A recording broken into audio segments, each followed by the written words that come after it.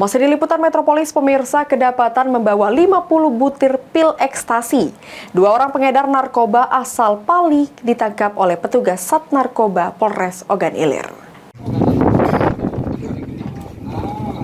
2 tersangka pengedar narkoba jenis ekstasi inisial RRG dan AFR, warga Penukal Arab Pematang Ilir, ditangkap personil Sat Narkoba Polres Ogan Ilir di Jalan Lintas Tengah Indralaya Prabu Muli. Penangkapan kedua tersangka ini berdasarkan laporan dari masyarakat yang mana kedua tersangka sudah beberapa kali melakukan peredaran narkoba di wilayah Indralaya. Saat ditangkap, petugas dapati barang bukti 50 butir pil ekstasi siap edar. Dari inisial D juga. Kalau yang tadi D, ini juga D. Cuma beda orang. Yang satu kali, yang satu Palembang. Bang, ini kurir Kan pengedar ini. Bang, ini ditangkap hasil Warga Pali. Sengaja datang ke OI? Iya.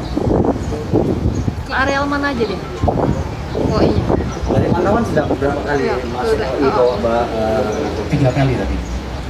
Bang, selain pengedar ada profesi lain, Bang, tersangka? Swasta. Pengangguran? Pasal 114 Junto 132 Undang-Undang Nomor 35 Tahun 2009. Ancaman hukumannya sama tadi 20 tahun dan denda 1 miliar.